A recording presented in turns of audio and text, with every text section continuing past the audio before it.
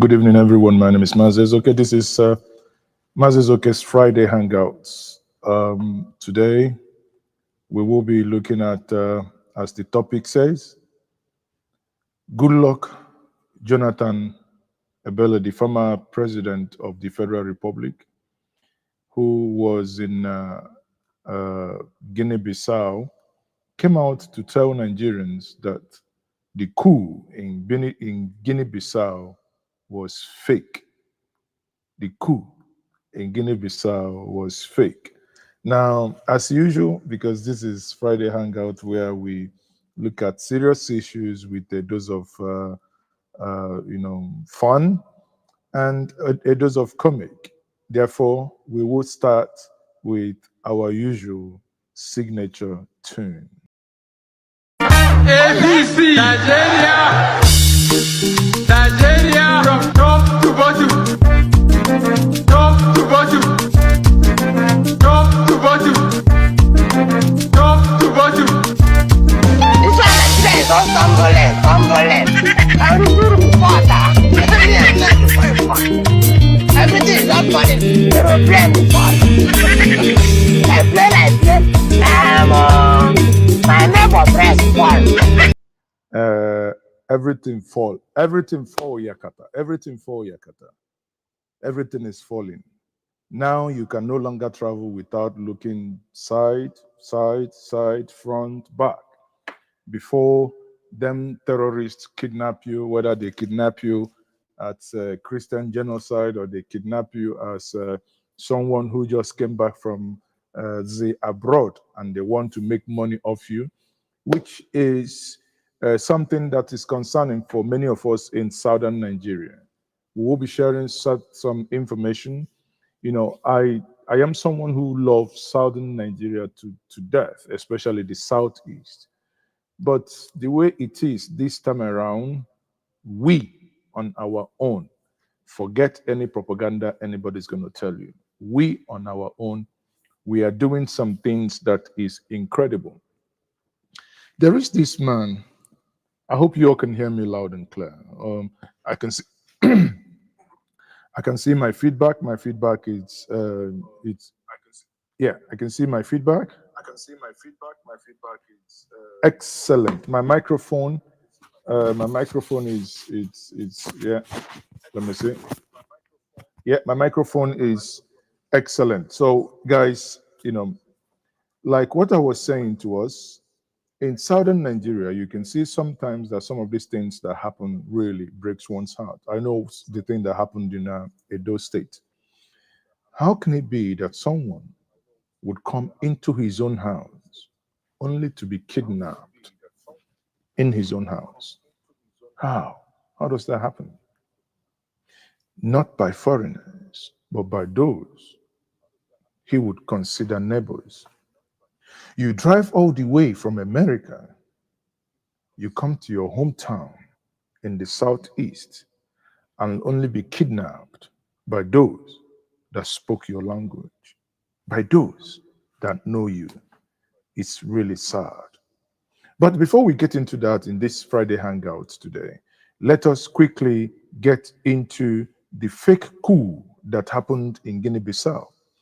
We didn't know. Everybody woke up 3-4 days ago. We know that Goodluck Ebele Jonathan had gone to Guinea-Bissau for election monitoring. Now, we also, the information available to us, tells us that Goodluck Jonathan went at what they call the ECOWAS elders.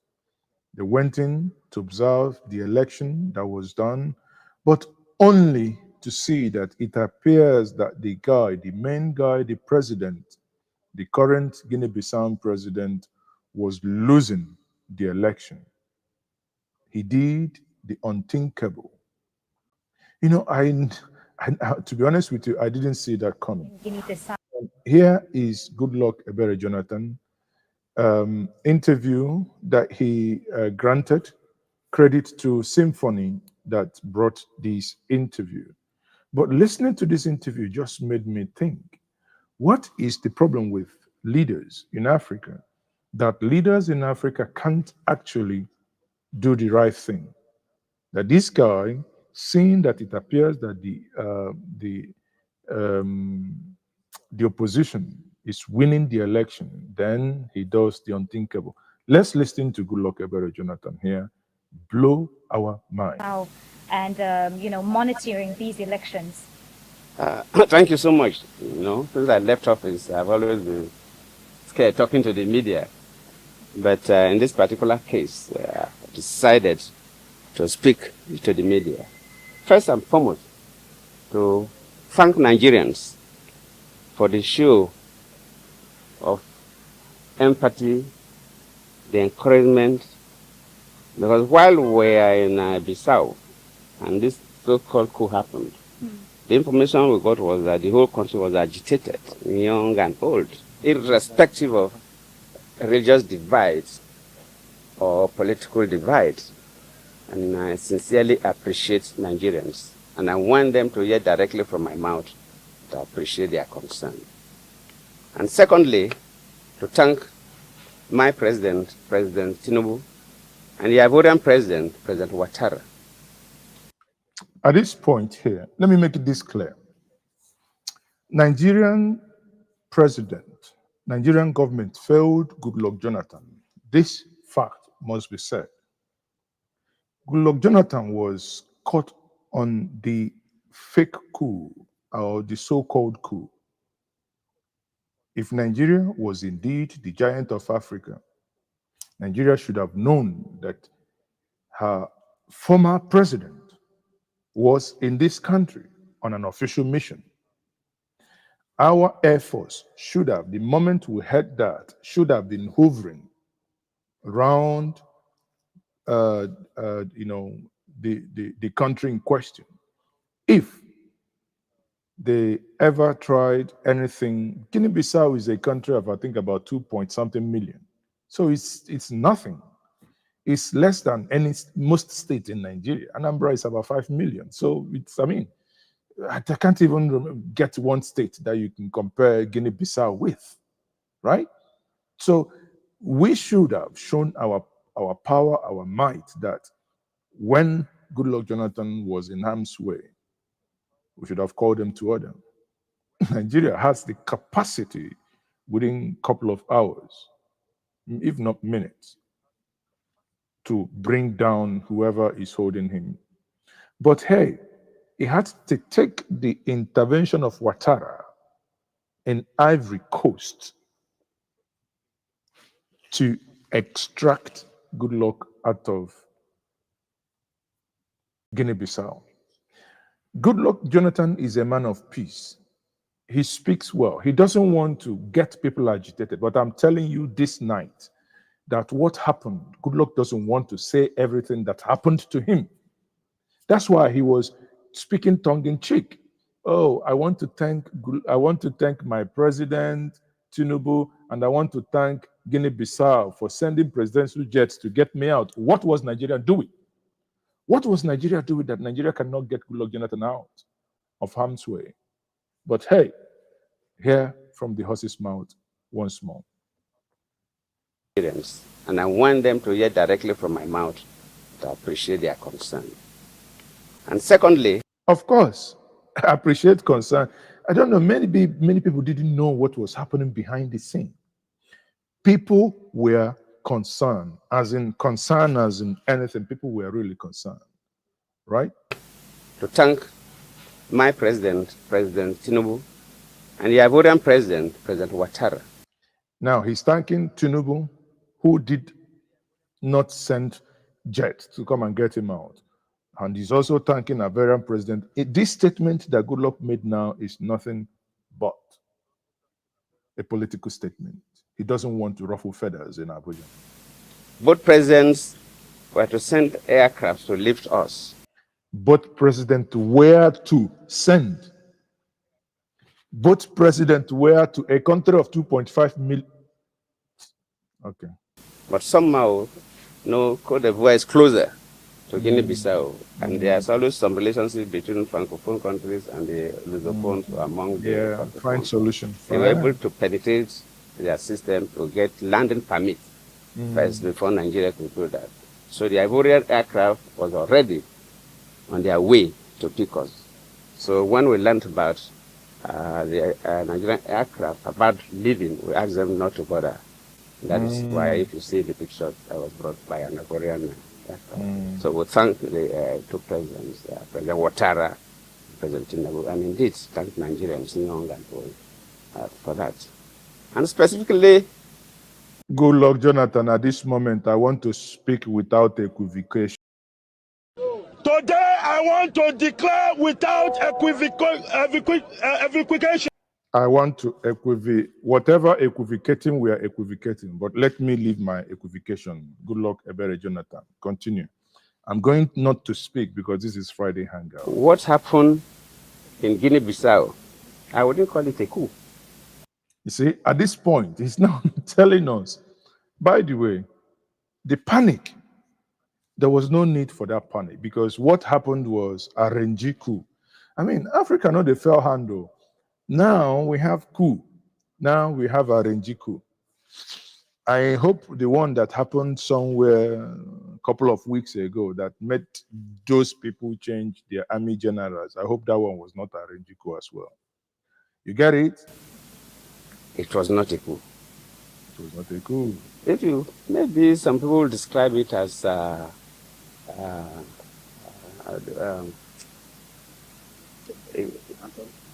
no, not quite. RNG. I would just say, if it is like, for want of better word, I would say maybe it was a ceremonial coup. Africa. I've never heard of ceremonial coup. I think what the word Good Luck Jonathan was looking for was a palace coup. That was an in-house job, you know? You call it, there is a film called Inside Job. This is an insider job. Because for two things, it is the president, President Barrow, that announced the coup. Africa, I know they failed me. So a coup happens. The person that they are removing will announce, fellow Guinea-Bissauans, c'est prêt l'amende. L'amende c'est prêt. Et tout fait tout, voulez-vous, voulez-vous. They are arresting me and they want to remove me. That? Before later, the military man came up to address the world that they were in charge of everywhere. Then Mbalo has already announced the coup, which is strange. Very, very strange. Not only announcing the coup, but Mbalo, while the coup took place, was using his phone and addressing media organizations across the world that he had been arrested. Very strange. I'm a Nigerian close to 70, and I know how they keep heads of state when the coup takes place. Yes, sir. Recently, I was a mediator in Mali, an ECOWAS mediator in Mali, and within that period, we had a military coup. Military don't take over governments, and the sitting president that they overthrown will be allowed to be addressing press conferences and announcing that he has been arrested. Why does this happen? Who is fooling who? They are fooling us. Basically, what happened in Guinea-Bissau is quite disturbing to me, who believes in democracy. In fact, I feel more pained than the day I called Buhari to congratulate him when I lost the election as a sitting president. Wow. Because I've been quite particular about Guinea-Bissau. As a sitting president, then, Guinea-Bissau was in crisis. Started by 2012. By 2011, we have to go physically. We worked with them and made sure that by 2014, we went 2013, elections were conducted. In fact, it was so bad the day that I learned that the military man went to the office of the prime minister and slapped the prime minister in the office. It was that bad. And what is happening is like we are going back to those dark days of Guinea-Bissau, where the military can do whatever they think they can do. It's totally not acceptable. At this point, you may be wondering what actually happened. To cut the long story short, there was no coup.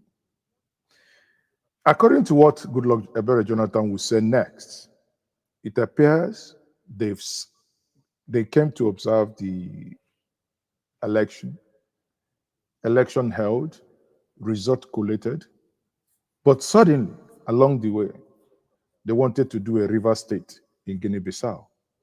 They wanted to do a Lagos state in Guinea-Bissau, where election results were then being tried to be, mutilated.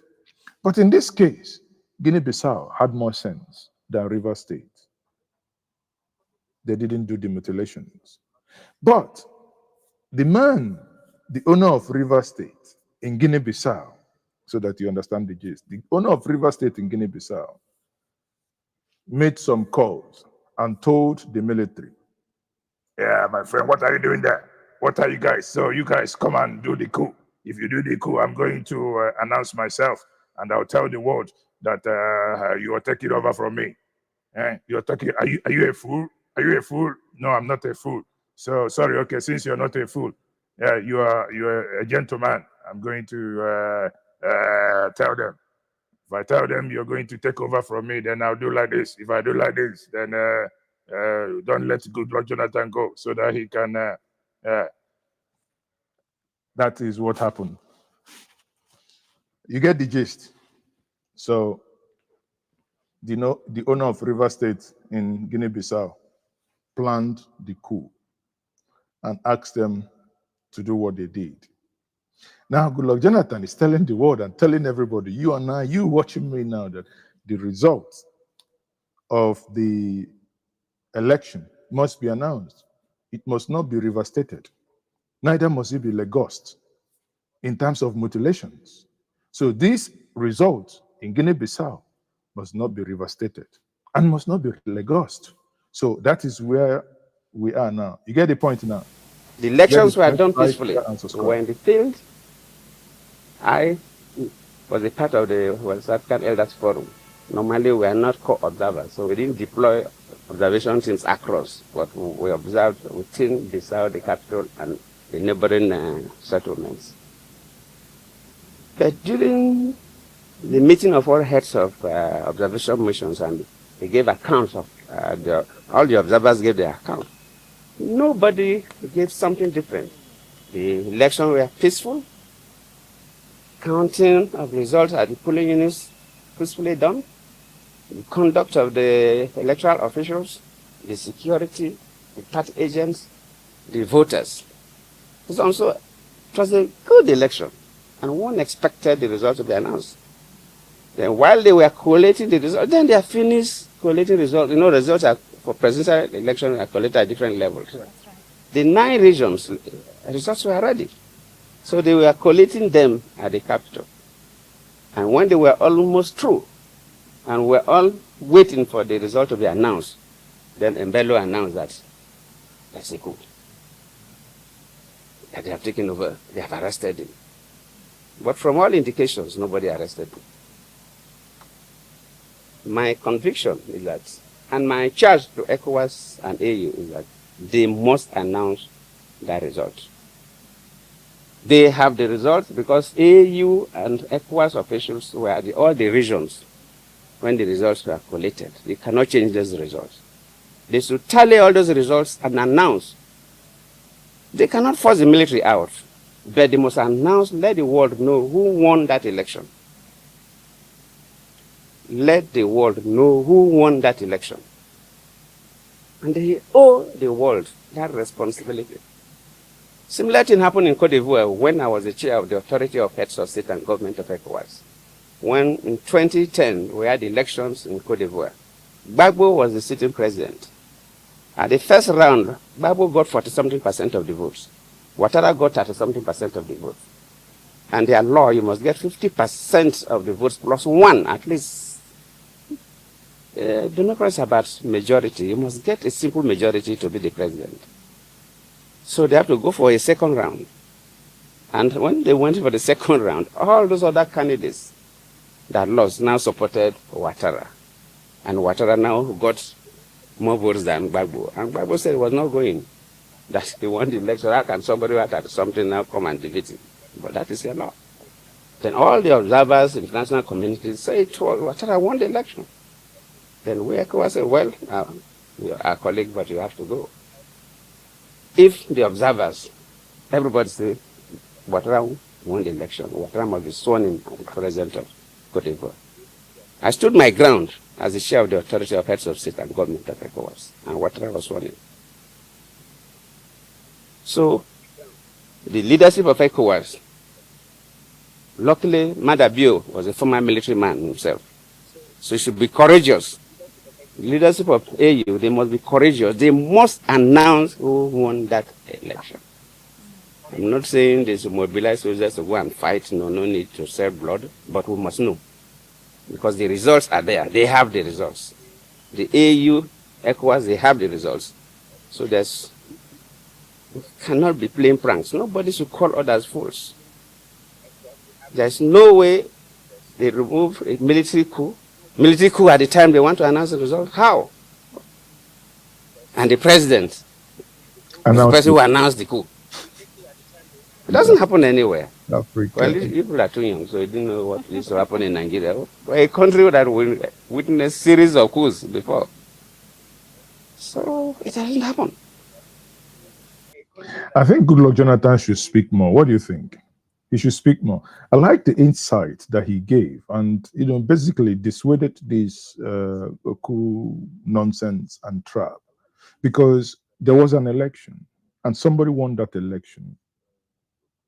So imagine Goodluck Jonathan then, when even when many people believe that he didn't lose to Buhari, though, but again, that's he chickened out at some point. But if truth be told, he probably didn't lose to Buhari. But granted, at the point when he was about to be defeated, then he chickens out and says, "Oh, okay, military have removed me." You do not announce. Nobody announces his own death. You can't just say, "Oh, I'm dying. I've just died." No.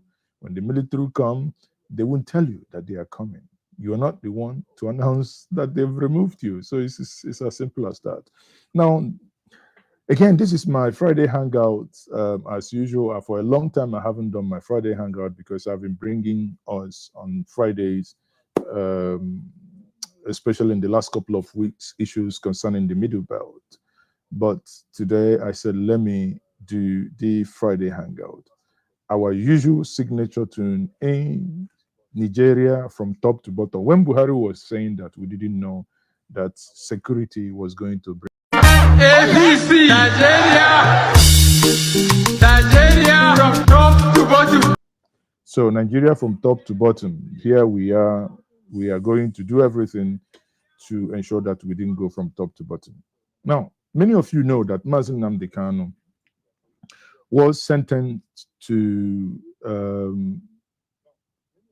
the prosecutor, as you have seen the conversations we have had, argued that he was going to be given a death sentence, but the Justice Omotosho committed that to life imprisonment, and agreeing with the prosecutor that he should not stay in Kuje prison in Abuja, that Kuje prison is so porous that when you go there, you can run organizations, even run businesses from Kuje. But surprisingly to many, the next day, Mazi Nnamdi Kanu was taken to where? Sokoto. A week ago. Now, and you know that the lawyers have visited him, a lot of individuals have visited him, but there is one visit that's worth sharing. This bishop, clergyman who visited him and reviewed the conversation that he had with him in prison.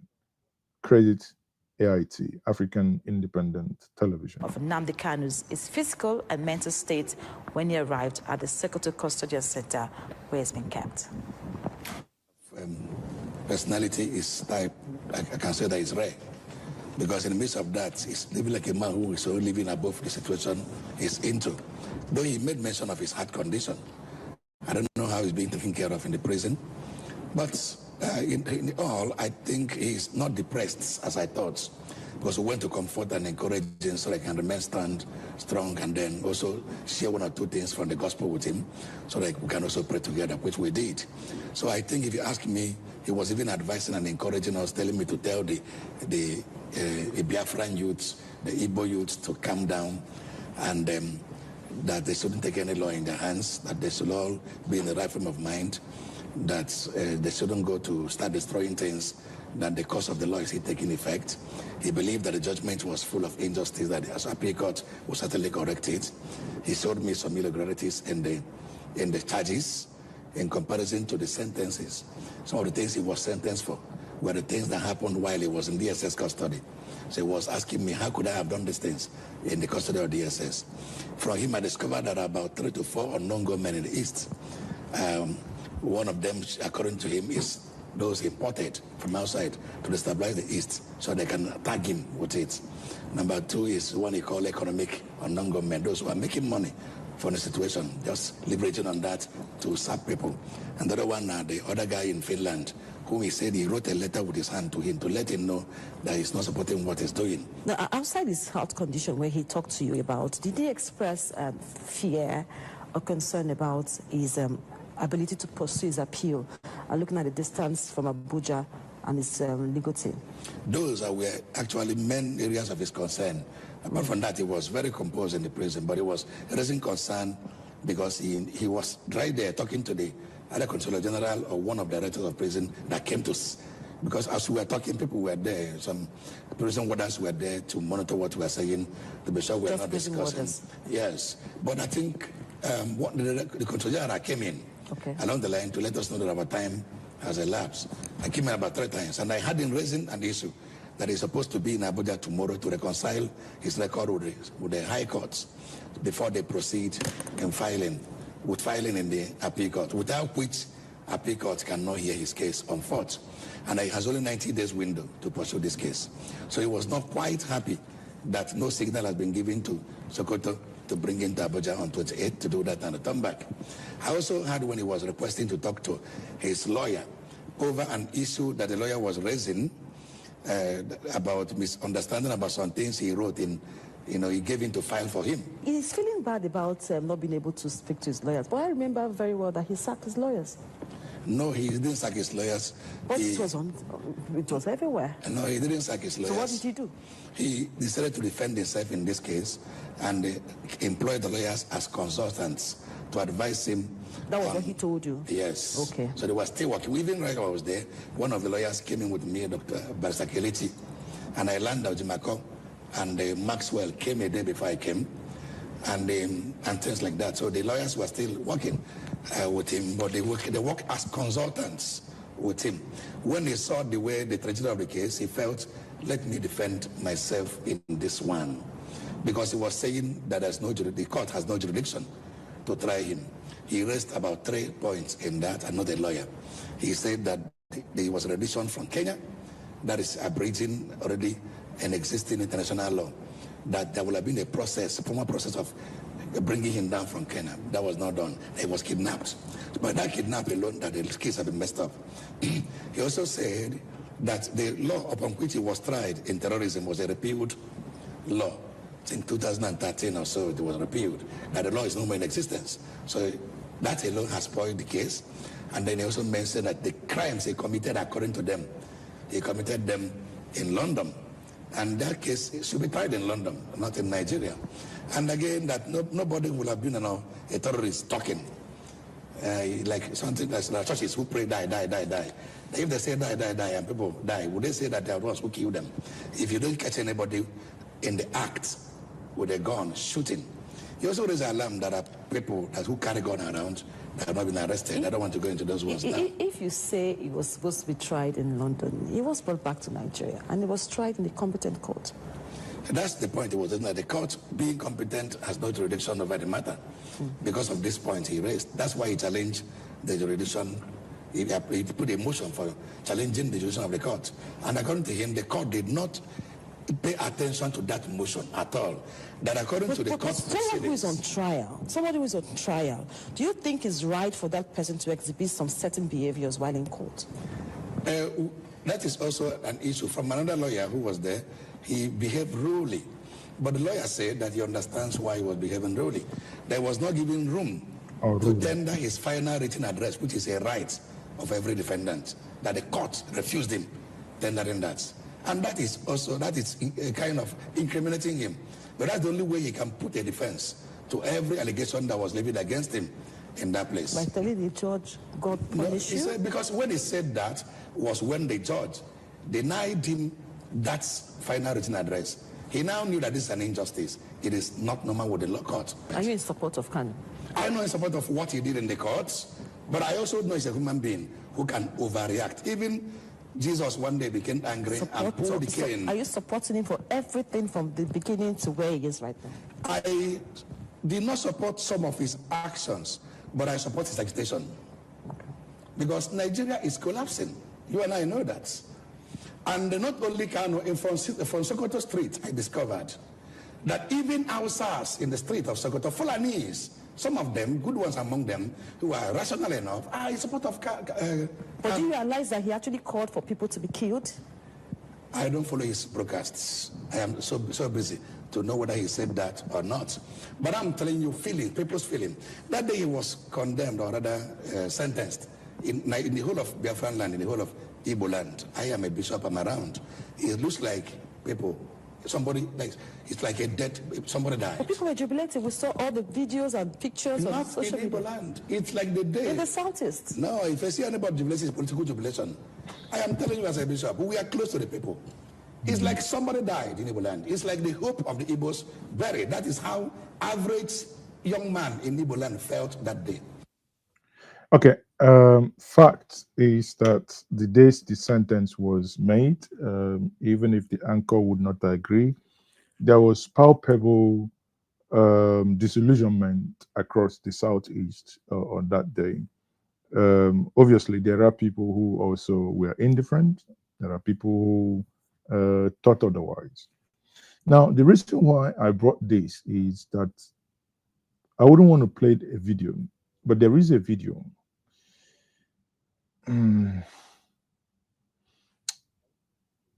Not to sound as if one is inciting, the video, the content is not palatable.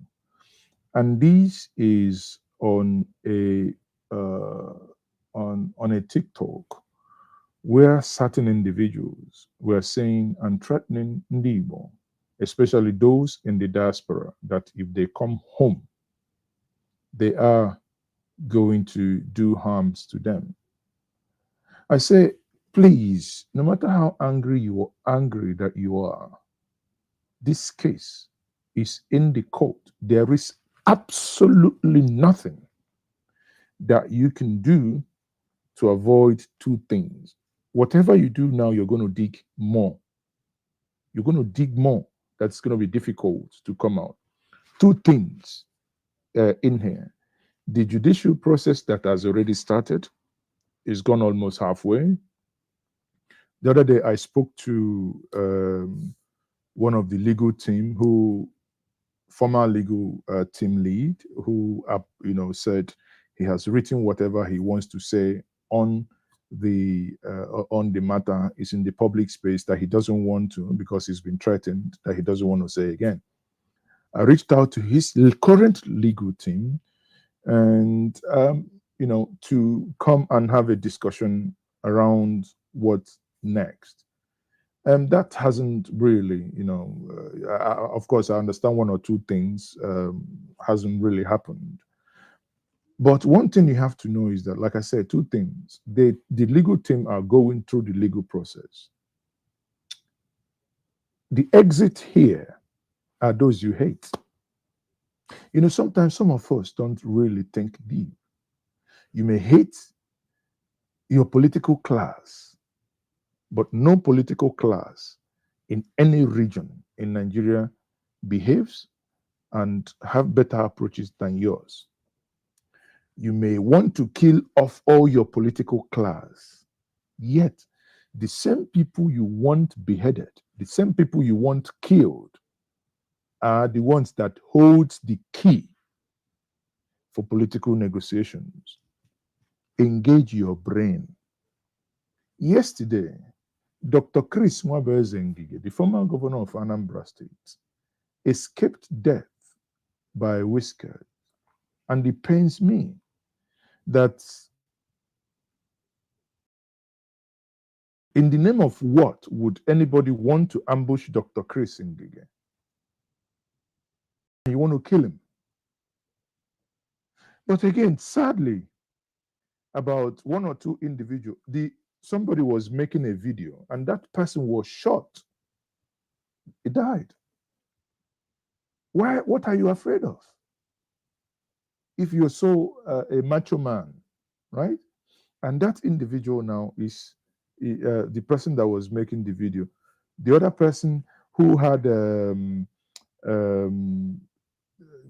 I don't know how do I put that. The other person who had a wound, Dr. Chris Ngige, like when Peter Obi visited him today, said, okay, that one of those guys who had wounds, that he had to help in even trying to get the individual to, to do some suture and get the individual. I'm just trying to get the video when Peter, I mean, we published the video. If you go back, if you go to Njente Media here, you will see that. Let me quickly play that video for many of us. Hold on. Show this instead. Yeah. Okay, let me quickly play that video here. Which one is this? Sorry. Okay. I'll play this video. You listen to what Peter B said here, because this is today. Peter B visited Dr. Chris Ngige, the former governor of Anambra State. Peter B took over from him. But when he heard that his convoy was attacked yesterday, luckily for him, Ngige was not in that convoy. If not, he would probably wouldn't know what would have happened.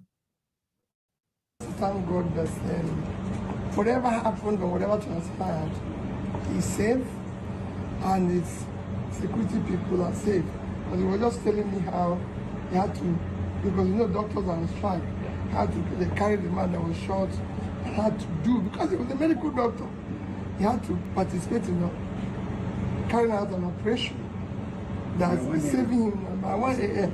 If it had happened to my own people, what would I have done with the strike? So it's good that I'm happy that I saw him, he's in good health. That's all I came to do. Okay, so still on the issue of...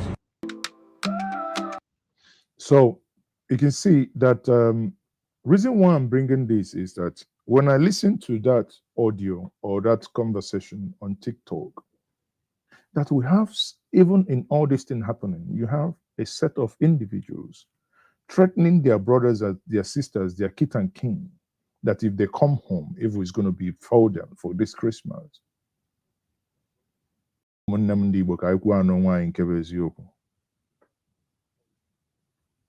Madara adisiki iva kolia.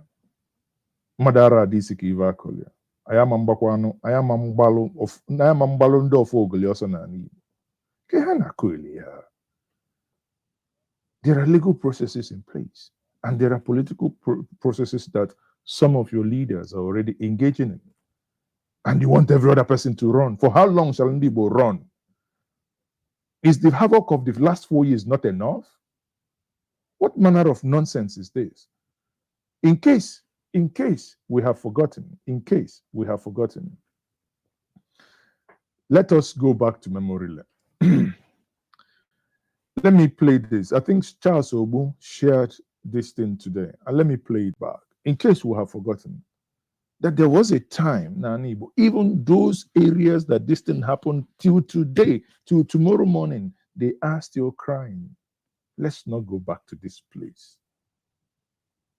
No one, you cannot be angry with a system, then you're acting worse than the system you're criticizing and you want to get out of. You can't. You can't threaten your people to a standstill. For the last 4 years, I've been condemning the sit at home, because I know that many people who were sponsoring and pushing for sit at home, on Mondays you go to work in Malaysia, in Europe, in America, then you want your mothers and your fathers to keep sitting at home. It's not going to lead us anywhere. It can only harm us. Not that people are actually doing it on their own volition, but that people, because of the threat, because of the killing of the, come on. Now, this is an evil. People, we can do better than what we are currently doing. And when, again, I will keep, mine is to keep saying it the way it is. You may hate me, please. If you don't like what I am saying, all I ask you to do is to block this channel. Just block, move away. Don't ever, ever cross this path if you're bent on destruction, if that is what you're born to. Now listen to this. This is a news report talking about an Igbo.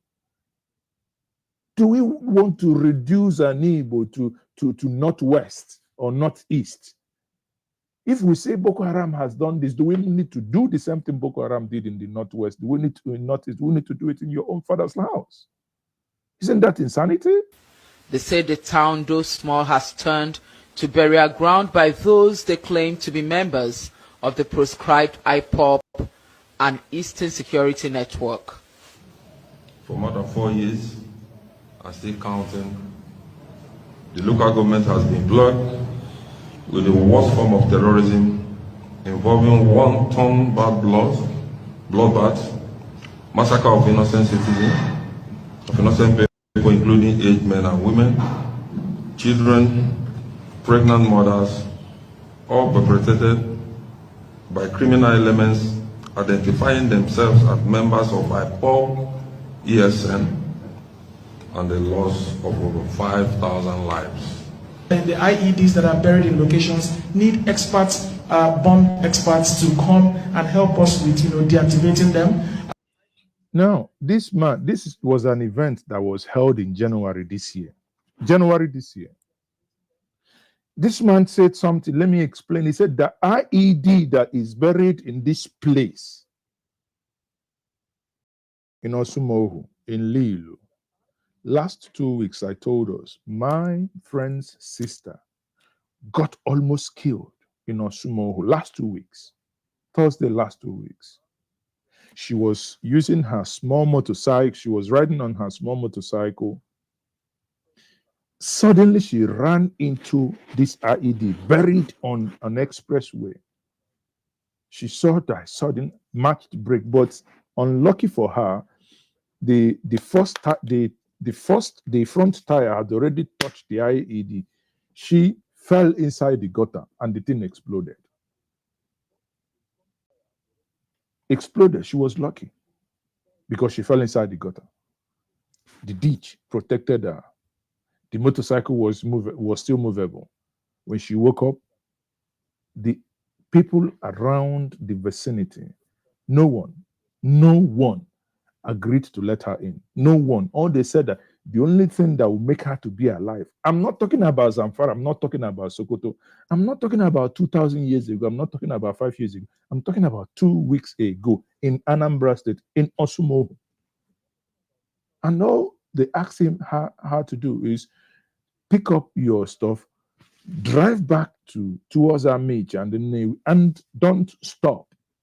Because the moment that happened, there were people who were now started shooting and coming because they thought probably it was a very military truck that had gone there, stepped on it. For how long can we create such thing in our place? And to come to a point that you're now threatening your own people that if they come back for Christmas, stop it. Stop it. For Christ's sake, I am Ambalo also na Igbo. Okay, I na akode ha. Ejudo we do Kolobia. I am Ambalo also na Igbo. I'm umadala mo na ha mo na akwatu. Because we are enemy ha enemy, because na Igbo munne. Because na Igbo munne. But yeah, look at that. Come on now. Kangali we have may regret, but we should stop. Na Igbo. We fought war in the 60s. In 1970, 71, 72, 73, Igbo was being demined and he removed mines. In peacetime, 2025, we will now mine. Do you know how many people will go to mine? If this, my own friend from Osumohu, if I do not know the family, he looks abstract. Until he comes close to you. We shouldn't. What should be our concern? I'm external threat. You will never. Those people can never overrun us. That is what should be our destiny. Not it is your money. If it's your money, business. When I listen to that audio on TikTok, it gives me headache. That somebody gave along and I say, na get menka, na get menkozo, na get menkozo. Onye na-egbu nwanne gị na-achọ ka o si America nata, ka o si London nata, ka o si Lagos nata ka iwe mee ife ọjọọ. Kedu ihe o nwere? Onwere ihe o mee? Onwe ihe o mee? Onye nwa tinyelu onye ndu n'ebe ọ nọ. Yet the same people na-achọ ibupụkwa ndị na-agba mbọ ka afụ na-enwe political solution. Bodike mbọsị ihe dike mere achọba dike. Right? Many people are the involvement of Ike Ekwulemadu. That's why personally I was angry when Iheme Ike Ekwulemadu na Germany mele. Because if you knew his involvement in 2015, 2016 that culminated into 2017, Imana na ọkụkọ ekwesịghị ilozo onye foli ọdụ n'udu mmiri mana ya dịba. OJ Zokalu the other day granted an interview, and when I read comments of many of us, I said to myself, many of us I don't like OJ Zokalu. What he ji come on here? Mana when mmadụ na-ekwu okwu, read in between the line. Gekene ntị malụ other things ị na-anụ. Wulu ogogo isi gị kpokọọ ya ọnụ. Wee malụ that somebody na-ekwu ihe dị m. Like joke. On Osu alone, we've lost over 6,000 human lives. Documented. If we had genocide in Plateau, Reverend Dachome, 5,000 people killed in one, 500 people killed in this is everybody. I need genocide in our backyard. In our backyard. In our own state. In the place we love so much, in the place Aijiakai name na bambo na akuluano in the same place. Sorry, in the same place, we now welo akaina cho it may be certain things because kai weni la go ezayon because umundam kai weni la go ezayon. Just listen to this. These are in fact, I'll start afresh. I'll play it from beginning to end. I won't interrupt. So kunufu ndi negosi ha abro atof no atof nwute na he lose go munne ha ka ha ji we na ekwuputezi. The town, though small, has turned to burial ground by those they claim to be members of the proscribed IPOB and Eastern Security Network. For more than 4 years, and still counting, the local government has been blocked with the worst form of terrorism involving one-ton bad bloodbath, massacre of innocent citizens, of innocent people including aged men and women, children, pregnant mothers, all perpetrated by criminal elements identifying themselves as members of IPOB, ESN, and the loss of over 5,000 lives. And the IEDs that are buried in locations need experts, bomb experts to come and help us with deactivating them. We do not have a life in our hometowns. We don't have government infrastructures. There are no functional clinics, no functional hospitals. There are no transformers. There's nothing. At some point, some of them were overtaken by emotions. Following the gory pictures displayed on the screen, they revealed there's hardly a household who hasn't lost a family member to this outlawed group. One of the, when the army got to the Mother Valley, they discovered something. They discovered a hand note where people they were teaching themselves where the heart, the kidney, they had nurses how to, extract human organs from human body. What has that got to do with the agitation for a state of Biafra? 4 days ago, I buried my uncle, 98-year-old man. They beheaded him, and up to now, we buried only his body, no head.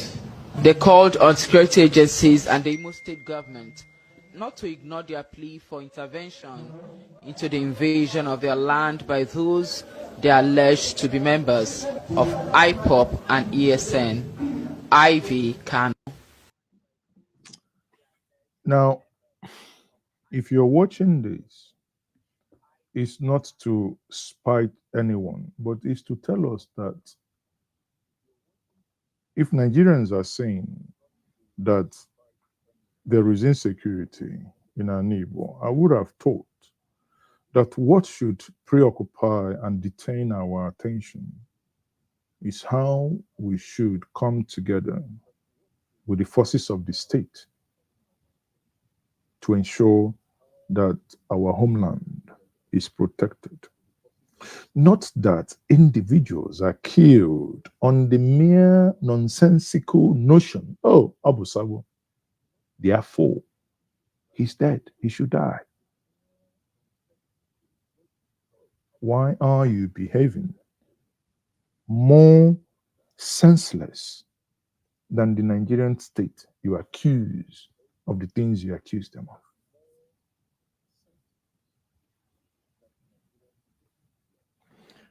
Okonkwo was told in Things Fall Apart, do not bear hand in killing that child that called you father. Do not bear hand, I beg you, as Omonem, do not bear hand in destroying the Anibo that breastfed you. Anibo breastfed me. Anibo made me what I am. If I want to die and come back to life 1 million times, I want to come back, and I want to come back as Onibo, unapologetically so. But even at that, we must not allow ourselves to be carried by emotion that will throw sense out of the window and destroy your own homeland, and why you blame others for destroying it. No, you are destroying it. You are the one destroying our neighbor, not outsiders. Okay, no. Well, okay, no, you nazo the nangiga. You are destroying our neighbor. There is no external force that can destroy us, because all we need to do is to put our house in order. Put our house in order. That's it. I bring you now. If I move to Edo, for instance, when we talk about insecurity, this is these people you see on the screen, this lovely couple, kidnapped. How come we have reduced? Because now this is Nigeria we are talking about. Oh, it is easy. I know whenever I say things about my people, Ndibo, the Asian people, many of you are not happy. Many of you will start sending me messages. Say, Maz, why are you talking about? No. We must talk. I dedicate time. We talk about the genocide happening in the Middle Belt. While we talk about things happening in the Middle Belt, my own backyard, what is happening? We can't keep quiet. In Delta, in Edo, this is Edo. These people you look on your screen here from Edo. They are kidnapped. Look at someone pointing them, gun, husband and wife. They are kidnapped victims. Someone pointing gun at them.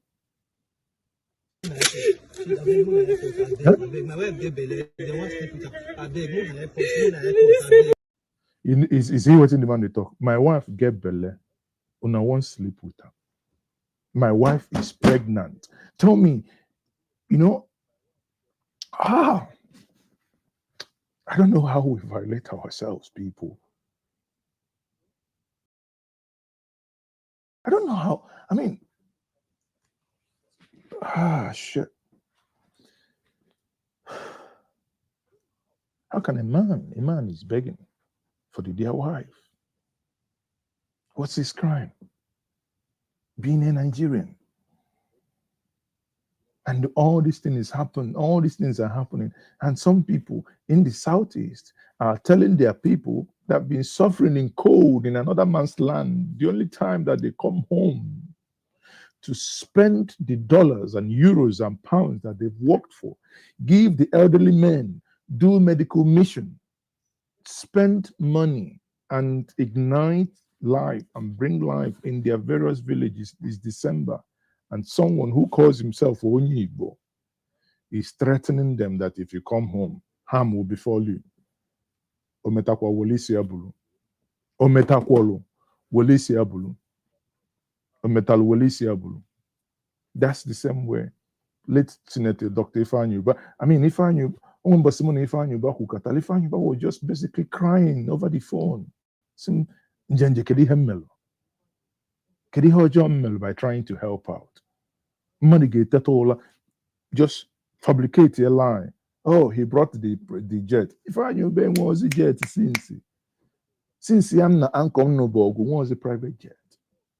Even the one was those Rolls Royce online. No, for what? Based on false information. Thank God he stayed alive because if I knew would be a BP car, that's bulletproof car. That's what kept him alive. If not, he would have been killed earlier than he died for nothing, for something that made no sense, that was predicated totally 1,000,000% lie. Kedu dị n'ụdị mmadụ anyị bụ? Kedu ka anyị ga-esi bụrụ a people that would want to do worse than what we criticize? You criticize Nigeria, but you want to do worse. We want to be South Korea or what? That we can no longer have any chance to argue. You say that Nigeria does not listen to you, Nigeria does not allow you to argue, then you is worse because you are not allowing people to have an opinion. Anybody who will control your opinion must die. Who does it? Even in the comment section, it's about die, die, die, die, die. Let us talk about build. Ignore Kanu, Nigeria. I said so many times. I decide my head office, the Nanibo. I pay tax, Nanibo. I don't want. Whatever is in Abuja is auxiliary. Whatever is in Lagos is auxiliary. These are conscious decisions. I travel out of Nigeria. I go through Enugu. All my money, I mean, make the money. I will decide how I spend it. But some of us will come up and be lying. Hey, there is no international airport in the southeast. It's a lie. There is. It's in Enugu. I fly out from Enugu. I fly in through Enugu or Port Harcourt. Okay, didn't enjoy. Look at this couple. Kidnapped. The guy is saying, my wife is pregnant. They want to sleep with my wife. What level of monsters will do this?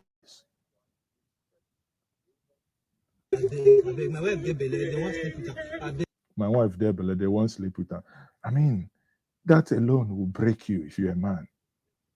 A woman that has only 7 million are coming up please. I said, no airport. They say now 15 million in the fine. No airport.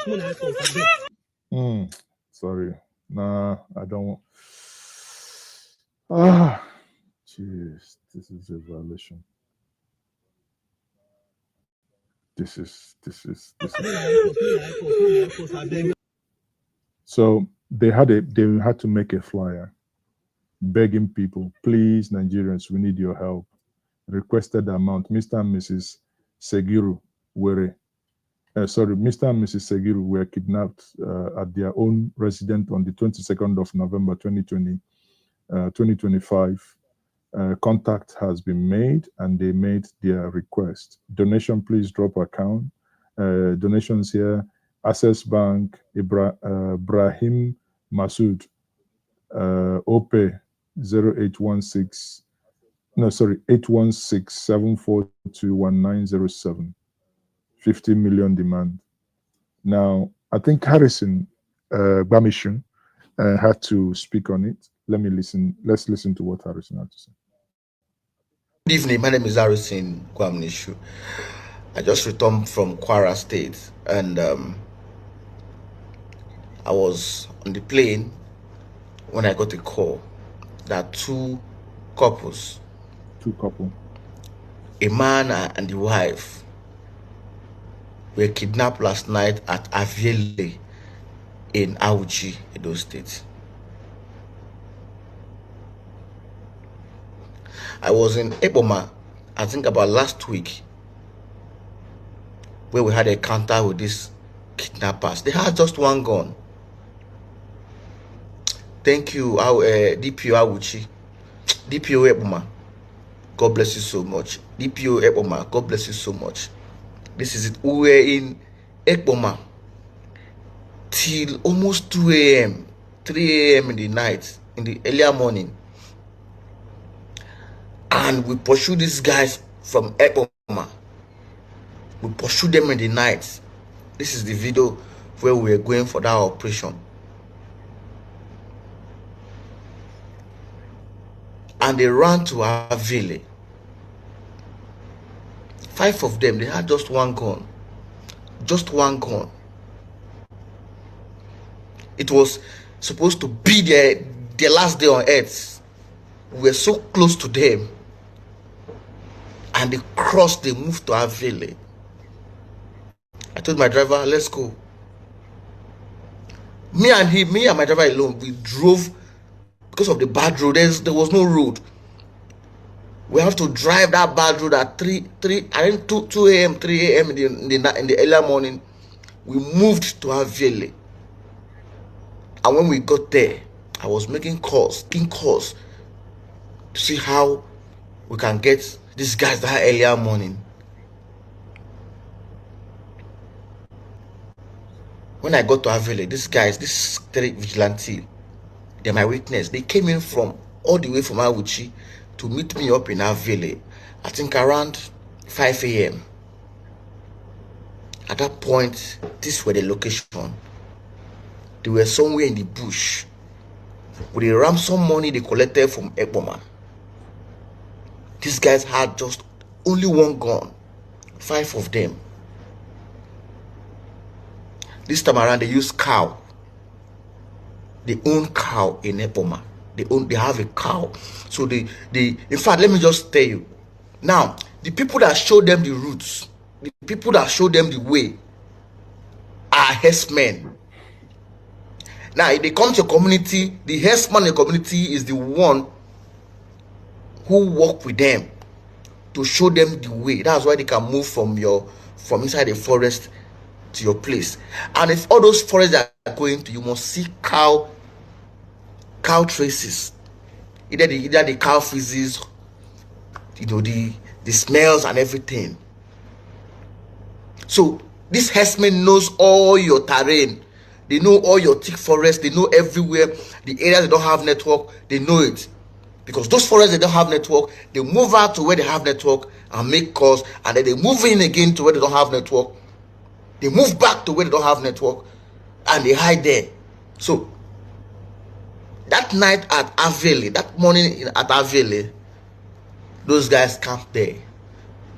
Because now they don't attack where they are picking ransom from, except they have a bigger fish in the bush. Now they have kidnapped in Avele. They will move again to another community where they will now camp their victim. They collect ransom and move from there again to another community. This is how it goes on like this every day. For me, at this point, I don't know if I say I'm tired or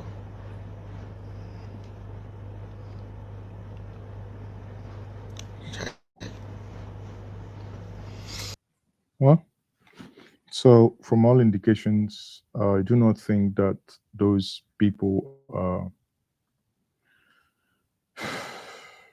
do not think that they been rescued. But even at that, right? In all this, the ones that we can blame on the government, we can. The ones we have to blame on ourselves, of course, we have to. In another incident, the former president of the republic, that is Chief Olusegun Obasanjo, was angry at the government, telling the government that this issue of insecurity, that they have really failed Nigerians. Listen to Obasanjo. No matter what religion you belong to, no matter where you come from, no matter what profession, we Nigerians are being killed. And our governments seem to be incapable of protecting us. We are part of the world community. If our government cannot do it, we have right to call on the international community to do for us what our government cannot do for us.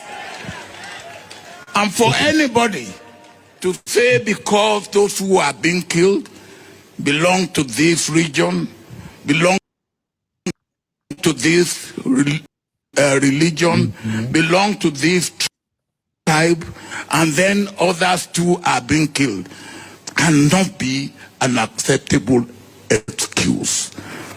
Before I left government, I know we had capacity to pick up anybody in Nigeria who commits crime anywhere.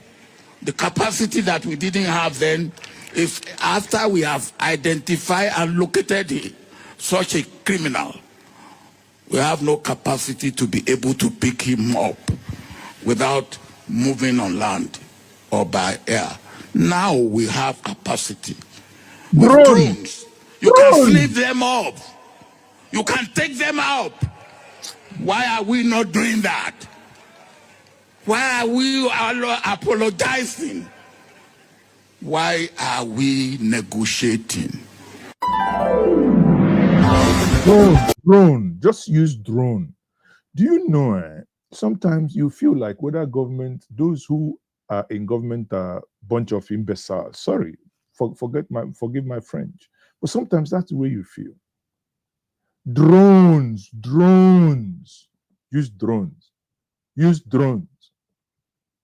Look, have you seen what Ukrainians are doing with normal drone? You know these drones, normal drone you can use in flying with camera to video.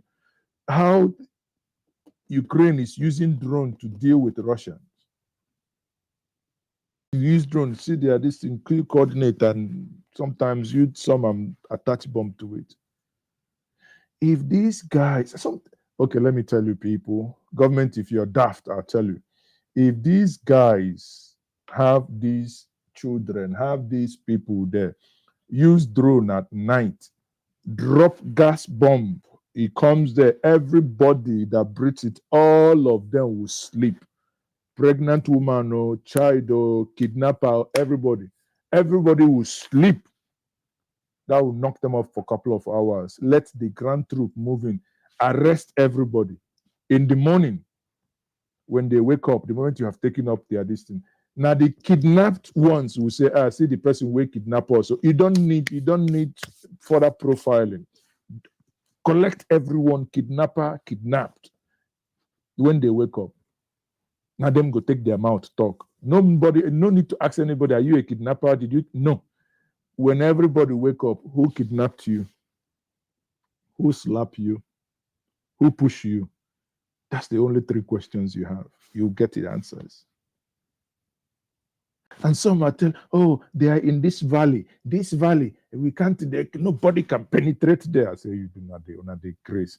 Whatever you built in any effing valley is not 10% of what Iran had where they had nuclear weapon.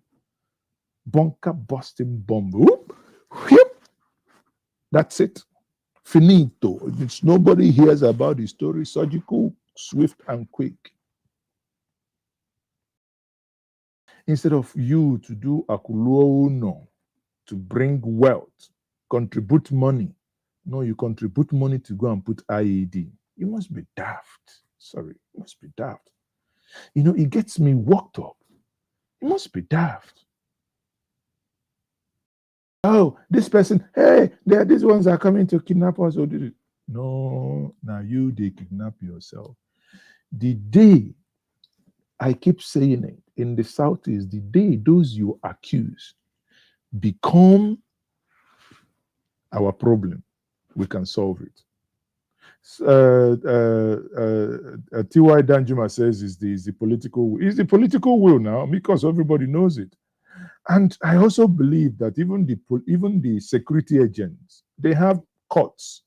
They don't want, because if all this kidnapping stop, if all this banditry, if all this terrorism, if it stops, where would they be getting all this extra money that they are stealing? But we have to make it stop. We have to. We have to make, see, like or hate Tinubu, yes, inflation came.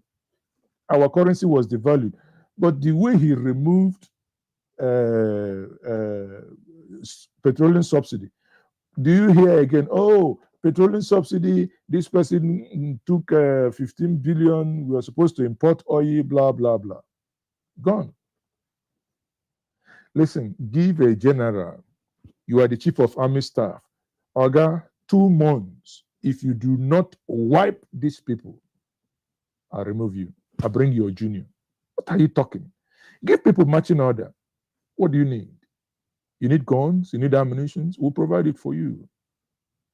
Make use of the brain. You don't even, the way these guys are, you don't even need to be walking on the street to be using. There was a video, one House of Rep guy was saying, before Buhari stopped them, under Goodluck Jonathan, how they said they will use laptop, they will look at their coordinate, they will send them, they will see them, they will send people, pam, pam, pam, pam, destroyed, they will come back. That's how it's done. Sometimes if they have collateral, if they have people they've kidnapped, you keep quiet. At night, you do what you're supposed to do. You do what you're supposed to do. You can target somebody. Only 2 shots. Only 2. If you, when you monitor them, know who is the leader, the ones that has gone to. Nobody stays 24 hours. Nobody will stay from 8 at night to 8 in the morning without sleeping. Nobody's, not possible. Even if you're working, it's not possible. You must sleep. So monitor. You're monitoring from afar. That person, the time we go lie gun down, you want to do like this. Pure 1. Just 3 seconds. 3 of them. All the people will wake up. They don't know what happened. Then you have ground truth. Not me go come here, go to tell you how to stop this. It's just mad. Then you have the one in Edo State who says he's spinning his eye. He's there. People are dying. This thing happened in Auchi. Rather than the Edo State governor to be on top of what is happening, he's there telling us, oh, that if Tinubu is more popular than him in Edo. I'm like, okay, they smoke something. Are you all right? And you talk, their citizens are being kidnapped, and you are there telling people, just watch for yourself. Waju is even more popular than me here now, because I know people already know that what I'm doing is because of Asiwaju's impact. I'm telling you, you will see the kind of result that will come out from here, because there's no opposition here in Edo. Everybody is for Asiwaju here. Obasaki's people are not for us. Who is Obasaki's people? Does Obasaki have any man here? Let him come here now. It's Oshomole now on the street here. Oh, let him come. By the time election gets close, yes, we'll see them. They will come. Who? The Obasaki. Who, Obasaki? And no, when we are close to the election. I'm telling you, anytime he comes to Edo, wherever he is, you'll be hearing me now. Let him come. If he come to, I bet with you. Can you bet? You are trying to frighten him. I'm not frightening him. He knows. It's the record. Listen, Oga, you are threatening the ex-governor that if he comes, he comes. You are threatening him. your citizens are being kidnapped. You are there sitting down threatening somebody. Asiwaju, what if Asiwaju dies tomorrow, uncle? You think he cannot die? What if Asiwaju does not wake up? And so what? Somebody that's supposed to govern a state sit down there talking like a child of 3 years. Will tell you whether you should come or not. Nonsense and the ingredients. You can't come and don't come here. Let him. He cannot come. I'm telling you. Because of his poor record. His poor record will not make him to come. When children can stand to pray for me, no child on the street will pray for Obaseki. No mother on the street will pray for Obaseki. Is that bad? Very bad. I think we need to go out together. But even Labour Party did well here. When? Labour Party. In the election that took place, that by-election that took place in Edo Central and Ovia, did you see them? We have never produced the kind of result we produce in Esan. APC, some people, Edo people have never even tell us, Asiwaju, thank you. How are they going to tell him thank you? Is the vote. You see that flyover is very dear to Edo people. You see the one in Adesuwa is very dear to Edo people. You see that road we are doing, Sapele Road, is very dear to Edo people. So these are the things that we speak for Asiwaju here. And he will win here. Perfectly. If he will not win, I will resign as governor. No, don't make that problem. I am telling you. I am the one telling you. No, election can be very. He will resign. Remember that Wike told us that Wike said something like this. Remember when he said to somebody, "You are a fool." The next day, he called, said, "No, I didn't say that. I couldn't have said that." Wike. No election here for him. There is no election for him. Proclamation for my brother, forget it. I'm a politician. Oh. I understudied Chief Aneni. My style of politics is not thuggery. It's grassroots. If you come, do you see me with elite? Or you see me with ordinary people on the street? Okay, we will see you with ordinary people on the street. He said if he doesn't win, he will resign, right? Let us remind him what Wike said here. Maybe that would... because here, Wike denied that he said that the boy is a fool. That military man. Listen to Wike.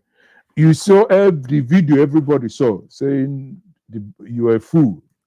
No, I'm not a fool. You're a fool. No, I have integrity. Wike said this.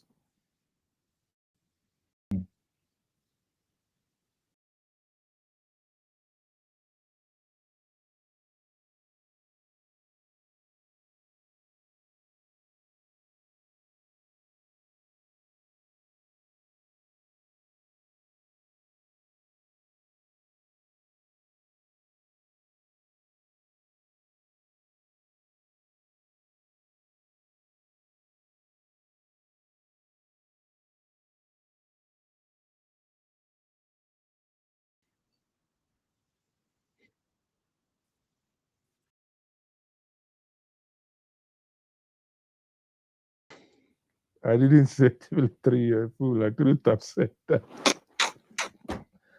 Hey, politics Nigeria, Bokwoko, politics in Tor. Politics in Tor.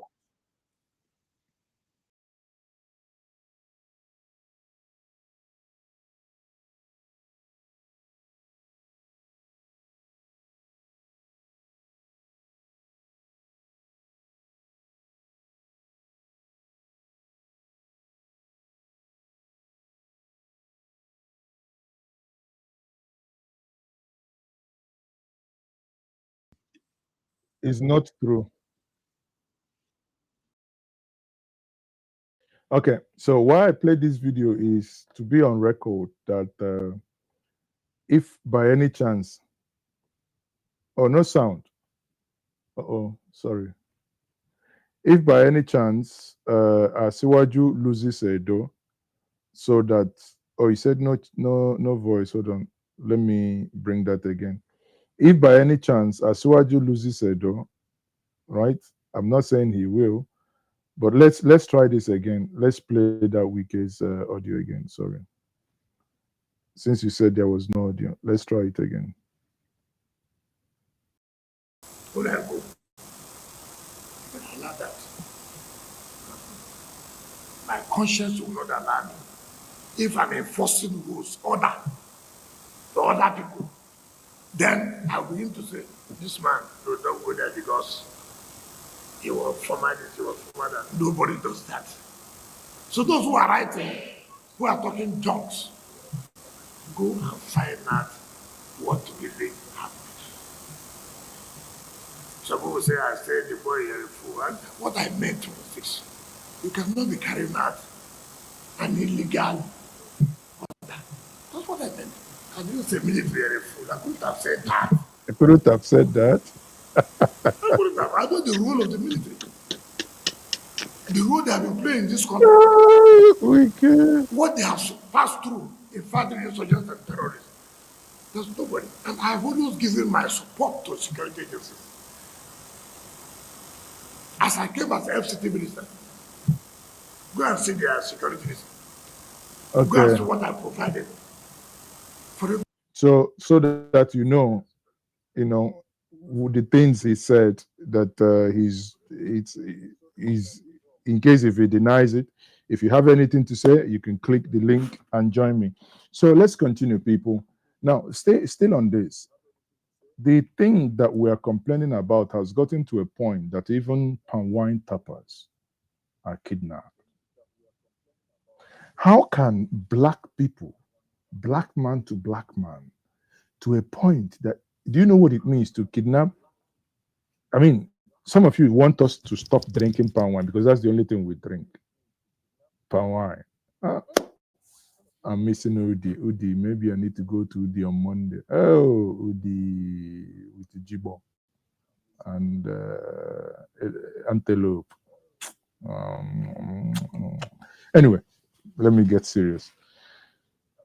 But look at how in all these things we talk about, another individual, 2 palm wine tappers, 2 were kidnapped, 1 killed, 1 survived. Papa, sorry, eh? You need water? Sorry. Sorry. Oh, can I go call? Now look at this old man. Kidnapped. He no longer has strength because being kept for a couple of days. He doesn't have the strength. Adama, I greet you. Tracy, on a day, happy Thanksgiving Day for those of you in America. Happy Thanksgiving. We no see on a Thanksgiving. We no see turkey now. Make una do turkey for us, I beg. Make una use super chat to do turkey for us now. So you can imagine that the 2 kidnapped and wine tappers, 1 rescued, 1 killed for failing to pay ransom. Oh, the palm wine tapper. His friend has been killed. It appears he has asthma or something like that. 2. 1 has been killed.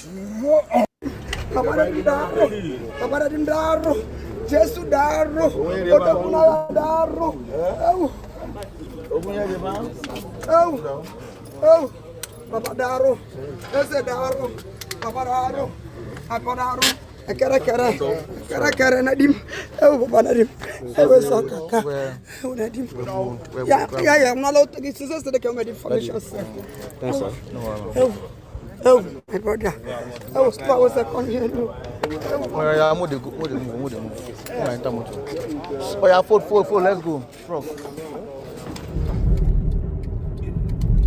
You can imagine you kidnap people just for what?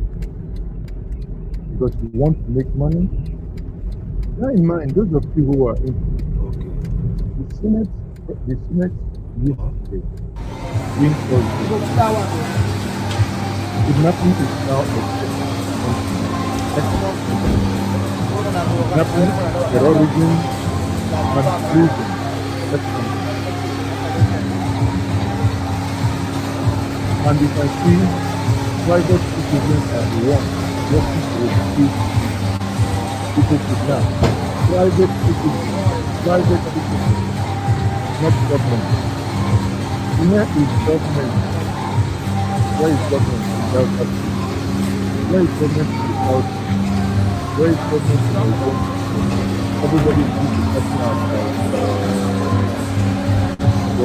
what we have now. Remove your magazine and clear, please. Gentlemen, anybody carrying what are going to come straight outside, you break out, clear, remove your magazine and clear. You know, say you put on inside your chamber. You know, say you cook your weapon as they enter bush. Oh, boy.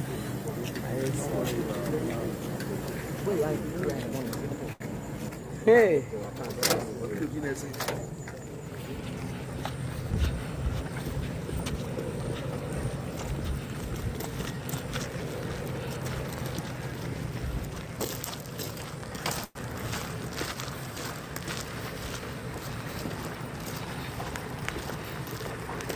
I think Harrison has shown enough working that he should be made the Commissioner of Homeland Security in Delta State. Delta State should make Harrison Bamishu the Commissioner of Homeland Security. Kevin says, Palm tappers kidnapping themselves to these days. No, I don't think the Palm tappers kidnap themselves. Kidnappers kidnapped palm tappers. One paid, one didn't pay. The one that didn't pay was unalived. The one that was paid was the man you saw being helped to stand up. You know, it's quite a sad one, to be honest with you guys. It's a sad one. So those of you who are in America, you know, enjoying yourself, remember that a lot is happening also. Tony, I hope your network will let you this week, because your network always boom. Tenwok, are you there? Tony, are you there?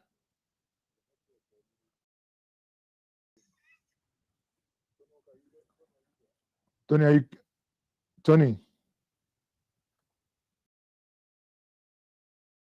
Tony, can you say something, please? Anyway, Tony, let me know when you're ready. Put your camera on when you're ready. I'll bring you in, please. Okay?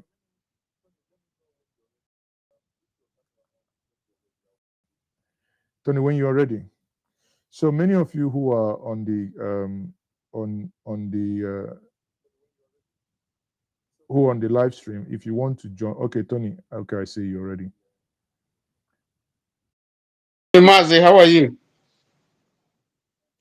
Tony, hold on.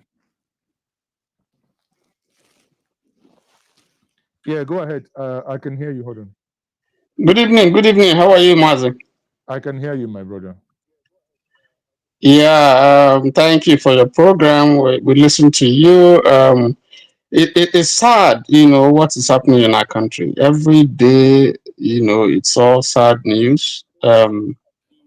And yet what we hear from the government is, that they're on top of it. They're doing their best. Security, it's getting better. But what you see every day and what you hear from the news doesn't indicate so. I just want to say thank you to my president here. Who is your president? My president, Donald Trump, yeah. But people accuse Donald Trump that it appears since he intervened in the matter concerning Nigeria that the thing has exacerbated. Well, I think there could be a number of reasons, to explain that. I think there are a few columnists who feel that they can dare Donald Trump, and that's one school of thought. But there are also those who You see, if you look at the insurgency the way it is in Nigeria, there's a mutation. A lot of groups, some of the groups we don't know. So you find that there's a situation here now where you have bandits, you have terrorists, you have insurgents, you have kidnappers, all scattered all over the place. So it is difficult actually for you to lay a hand particularly on who is doing what, in what region and in what place, and what this whole idea, what the strategy is all about. So it's not just one group. Studies have shown recently that these things that are happening are well planned and orchestrated, and that it is desired by various groups. It's part of the larger Al-Qaeda strategy to ensure that the entire Sahel region is decimated and brought under control. So if you look deeper, you would see that there are those who have argued that the government that we have today came into existence by a structural agreement with some of these groups that it would uphold or support some of their intentions. And in exchange for that, they're going to bring them in government. So when you see an attitude of a lackadaisical attitude of government in terms of dealing decisively with insurgency, you begin to look in that direction.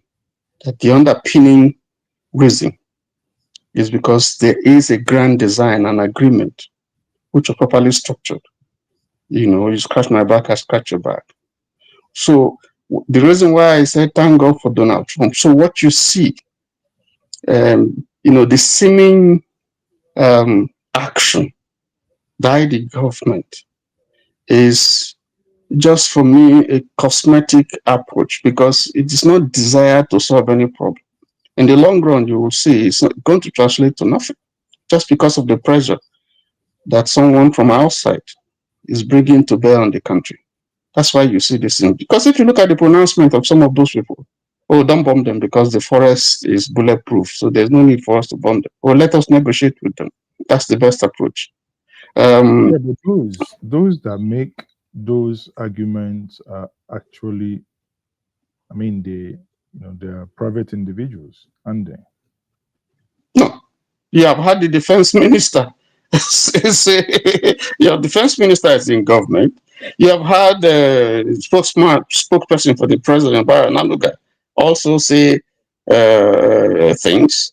If you say, for instance, that you shouldn't build schools. Bayo Nanuga said, which I think was nonsensical, when he was asked, how did they rescue the young people that were kidnapped?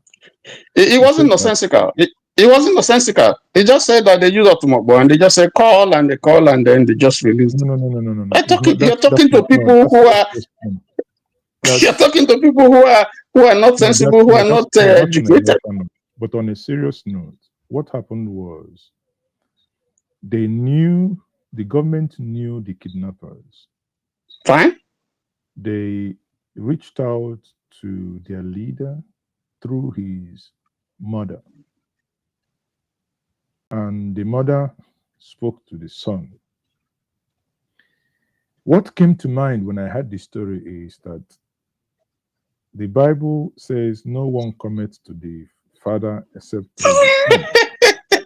And this one will have replaced Father and will have replaced Son with the mother. So no one cometh to the head of the bandit except through the mother. And when the mother I'll just be rhetorical. I just being rhetorical with what I said, because it's very clear. I don't know if you have read a letter by retired Major General Danjuma Ali Kefi, and it was allegedly sent to the president of Nigeria. When? And he recently, yes. And he was saying that he was arrested for 60 days, retired from the military, because he arrested some of the financiers of Boko Haram. And that's the reason why he was dismissed. I mean, he was retired. And then he went on to suggest that if you... What's his name again? Major General Danjuma Ali Kefi. You can go to GPT and you will get Danjuma. Major General Danjuma Ali Kefi. Ali Kefi, you know, there's this one word. Ali, you know, Kefi is Keffi, right? Correct. So maybe as I'm speaking, you can Google it and see, did they write what letter? Yes. Because it's important. No, but the point that I'm trying to make here is that there is let's take another example of a similar incident. He in that same letter, he did say that it may well be good for Nigeria to revisit the death by plane crash of a former army chief. That's, and he was the former Kaduna State. That's the not the Kaduna State civilian governor. There was an army chief who died in a plane crash. I think it was a CDS. Oh, okay, the Yoruba guy. The Yoruba guy died abroad, not in a plane crash. No. There is one that died in Nigeria in a plane crash. Okay. The army chief that died in Nigeria. Yes. Yeah. So he said that you will find that accident is, I mean, that was not an accident. So the picture that he is painting is that there are some fifth column in government or military or somewhere who are against the end of insurgency of anyone who tries to put an end to insurgency. You saw it during the Hejika's period. You saw it when Jonathan brought mercenaries, executive outcome from South Africa, and they were doing very well. You saw the resistance. You saw how Jonathan was reported. I mean, Hejika was reported, to the UN. So we know these things. Jonathan himself confessed that there are Boko Haram sympathizers and supporters in his government. So these things are not new. So why is it so difficult, even in this age of technology, to use drones, like you said, use technology, to eliminate some of those people? Why is there resistance? You say these people are foreigners. So why are you weary of... This is the man you're talking about, right? Yes. Okay. Now, let me take some excerpts from these recommendation, and I would encourage, in fact, we'll probably need to republish that by tomorrow on Injanja Media, but I would encourage anyone to probably, search or look out for it on the community section by tomorrow. We'll probably republish that. And let me read an excerpt from this. I was arrested and detained after we captured the real leader of Boko Haram, Major General Ali Kafi, opens up. Danjuma Ali Kafi, a Major General and the former GOC, also spoke on how he was arrested and compulsorily retired for allegedly exposing terrorism financiers. And he says, Danjuma Kafi, a Major General, blah, blah, blah. Okay. A former general officer commanding GOC, one mechanized division of the Nigerian Army, Danjuma Ali Kafi, has asked President Bola Ahmed Tinubu to investigate the death of former Chief of Staff Ibrahim Atahiru in a plane crash, which he linked to terror financiers in the country. He also petitioned the president over his illegal arrest, detention, and compulsory retirement from service for allegedly exposing how top officials were involved in terror financing during the administration of former President Muhammadu Buhari. In an interview with This Day newspaper published on Monday, Mr. Ali Kafi said that Mr. Atahiru, under whom he served at GOC, and 11 other military officers died in a suspicious military crash in Kaduna on 21st of May 2021. The tragic incident involved the Nigerian Air Force NFA plane, which crashed near the Kaduna International Airport amid adverse weather conditions. Mr. Tahiru was going to Zaria for a passing out parade of army recruits. Mr. Ali Kafi said the investigation of the crash was swept under the carpet as the full report of the investigation was not made known. Audience feedback. Okay. We also said that late Army Chief developed a strategy to end terrorism in the North, part of which was an infiltration of the terror group and the instigation of crisis among terror leaders, which resulted in the killing of Boko Haram leader Abubakar Shakau by a rival group, Islamic State of West African Province. Let me put it succinctly. Late General Atahiru showed strong commitment to end the insurgency ravaging the north part of the country, Mr. Ali Kefi said. He explained that the crucial aspect of the strategy involved disrupting the oxygen supply of terrorism, targeting both funding and logistics, while actively pursuing the terror financiers. Okay, now my point here, brother, without reading the whole details, I would tend to agree with him in some areas, because there are some things, if you know, sometimes you speak less.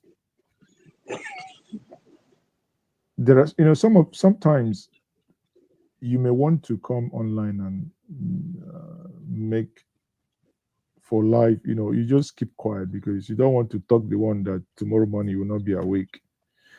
I tell you, there is a lot happening in Nigeria. There is a lot. Some of those things, some of the things I've already read from here are not individuals. I'll give us an example. Donald Trump said what he said.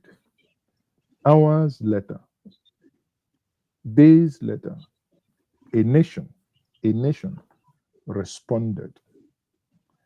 Is not for anything. This is balance of power. In my conversations with Mike Arnold, both offline and interviews, I think I've had 2 or 3 interviews with him. There is something that he said that is very, that somewhat indict the Chinese. And there are some videos I've begun to see now that begin to confirm that as well. When Oshomole said that there are generals in the army that control certain mining areas, my brother, there are areas in the north that are being mined. What you and I call terrorists are field protectors. So the whole thing is complex. It's not just only that part is field protectors, right? And Arnold made a what's it called? He made an accusation to the caliphate in Sokoto, and they responded to him. He made a tweet, said, whenever an entity begins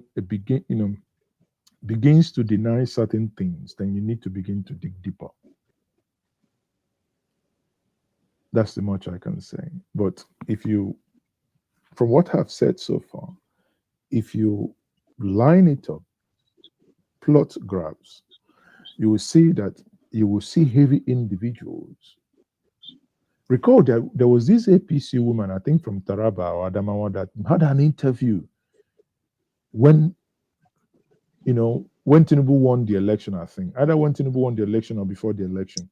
Before the election, Hajia Najiku Mohammed. She said she had conversation with Tinubu before the election when Tinubu said she should come to London. And you asked her, what do you have for the North? She said nothing. And when she talked about bandits, he said, do you want me to do something for them to kill me? You know, then we didn't take that serious. But if you play that video today, just oppose it to the things I've said, it will make a lot of sense. You begin to see that there is a reason why there was no political will. And it's not only about Tinubu. Make no mistake about it. The one you call general, who governed for 80 years, even when he was nearing grave, he was still afraid. I said, well, do the fucking right thing and still die. Goodluck Jonathan was not an exception. He was also afraid. The city boy, that one life the pepper am. Before when I go do anything, you go France, go change oil, change battery, recharge the battery, then come back. But did you notice that he has not gone to go and take injection for a while now? No, the injection comes to him now. The injection comes to him. Oh Lord! Because I mean, you know, this is when I read some of these things and when I look at what is happening in Nigeria, sometimes I feel. Have you read the Confession of the Economic Hitman, John? I can't remember his name. Not John Hopkins. Yeah, the Confession of the Economic Hitman, right? If you read that book, you begin to understand also that there is a lot happening in Nigeria. There is international interest in this terrorism in the Sahel, because it is through only these terrorism that they can control and keep taking what they are taking from that place without paying the real price. Right? I agree.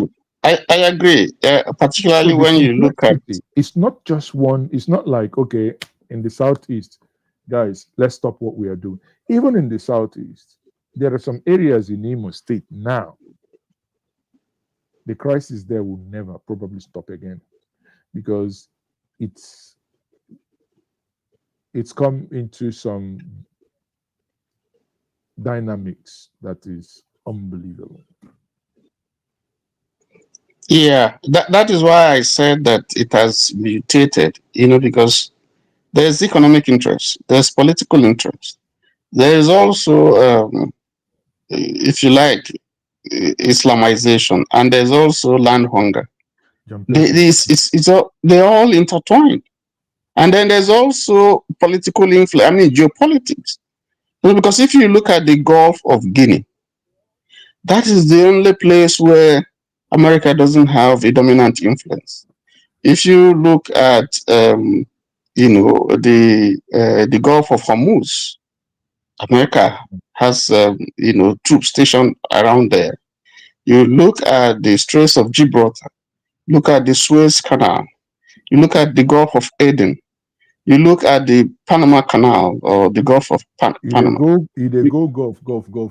Don't you know that they are also closer now via Ghana? Well, yes, but the kind of influence where you have your ships stationed and from where you can strike, the closest they are is in Djibouti. Ghana can also be a launch pad from where we are today. Ghana can be a launch pad, and Ghana is next door. Yeah, as a matter of fact, they can launch from anywhere, but exactly. Yeah, they can launch from anywhere with technology now. When they came for extraction, yes, the other time. So yes, in the north, our beer belly generals were drinking brukutu, and they came and left. Now, when they left, they told us that we came actually, but now they sleep. That's one person that was kidnapped. One person, just like we're seeing it here now. 2 people shot. National Guard people shot. President is involved. Everybody is involved. Now you've killed thousands of people, and the flags are no half mast. Nobody is like business as usual. Nobody says anything. They went into denialism. and still denying up to today. I beg, What kind if of you talk country is Nigerian this? matter sef, your BP fit increase. People, Tony, thank you very much. Very insightful. Thank you, my brother. I'll Thank you go for and the sleep job you're now. doing. Good night, bro. Thank you, God. Thanks. Yeah. Thank you, everyone. Thank you for joining me. I'm still Mazes. Okay, this is my Friday hangout. And if you like what we're doing, please like, share, support us if you can. Where do we have that? Support us, people. A lot just, Nigeria just sometimes can do your head. You can just keep wondering. Well, maybe because we put so much,